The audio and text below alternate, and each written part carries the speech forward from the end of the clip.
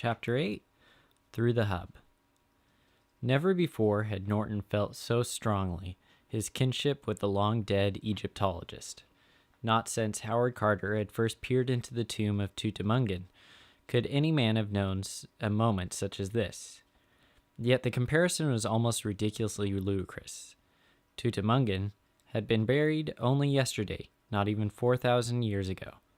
Rama might be older than mankind, that little tomb in the Valley of Kings that could have been lost in the corridors through which they had already passed. But the space that lay beyond this final seal was at least 1,000,000 times greater. And as the treasure it might hold, that was beyond imagination. No one had spoken over the radio circuits for at least 5 minutes. The well-trained team had not even reported verbally when all the checks were complete. Mercer had simply given him an OK sign and waved him toward the open tunnel, as if everyone realized that this was a moment for history, not to be spoiled by unnecessary small talk. That suited Norton, for at least the moment. He, too, had nothing to say. He flicked on the beam of his flashlight, triggered his jets, and drifted slowly down the short corridor, trailing a safety line behind him. Only seconds later, he was inside. Inside what? All before him was total darkness. Not a glimmer of light was reflected back from the beam. He had expected this, but he had not really believed it. All the calculations had shown that the far wall was tens of kilometers away. Now his eyes told him that this was indeed the truth. As he drifted slowly into that darkness, he fell suddenly for the reassurance of his safety line, stronger than any he had experienced before, even on his first EVA. And that was ridiculous. He had looked out across the light years, the megaparsecs, without vertigo. Why should he be disturbed by a few cubic kilometers of emptiness? He was queasily brooding over the problem when the moment damper at the end of the line braked him gently to a halt. With a barely perceptible rebound, he swept the vainly probing beam of the flashlight down from the nothingness ahead to examine the surface from which he had emerged. He might have been hovering over the center of a small crater, which was itself a dimple in the base of a much larger one. On either side rose a complex of terraces and ramps, all geometrically precise and obviously artificial, which extended as far as the beam could reach. About 100 meters away, he could see the exits of the other two airlock systems, identical with this one. And that was all. There was nothing particularly exotic or alien about the scene.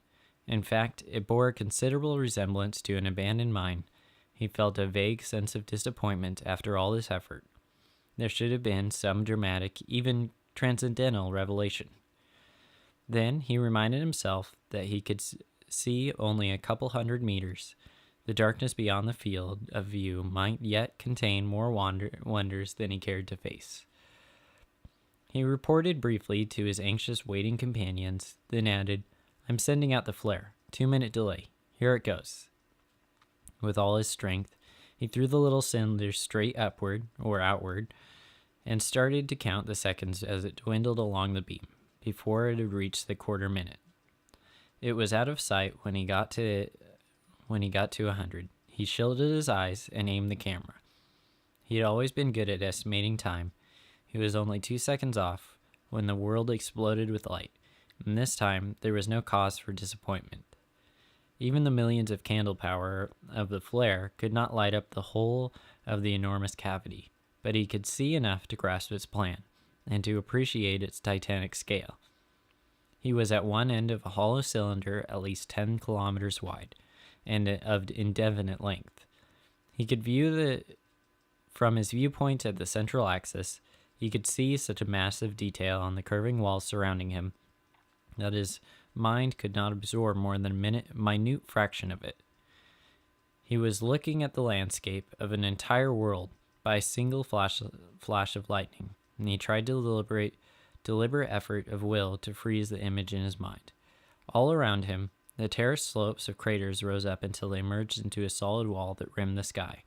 No, that impression was false. He must discard the instincts of both Earth and space and reorient himself to a new system of coordinates.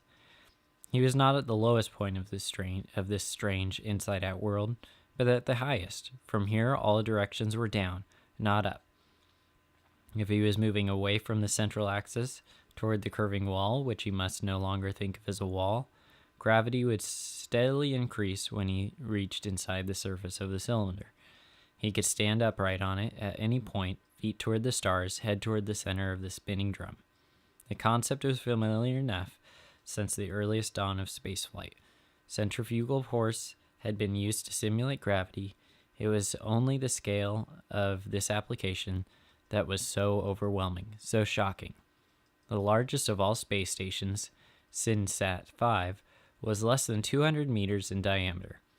It would take some little while to grow accustomed to the 100 times that size.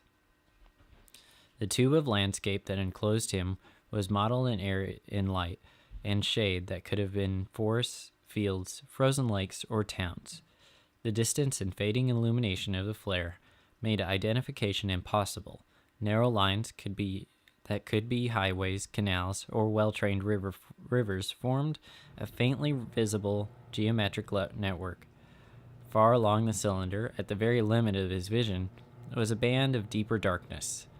It formed a complete circle, ringing into the interior of this world, and Norton suddenly recalled the myth of Oceanus, the sea that the ancients believed surrounded the earth. Here, perhaps, was an even stranger sea, not circular, but cylindrical.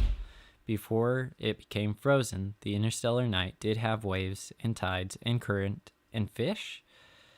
The flare guttered and died. The moment of revelation was over, but Norton knew that as long as he lived, these images would be burned in his mind.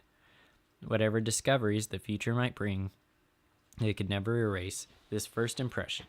History could never take from him the privilege of being the first of all mankind to gaze upon the works of an alien civilization.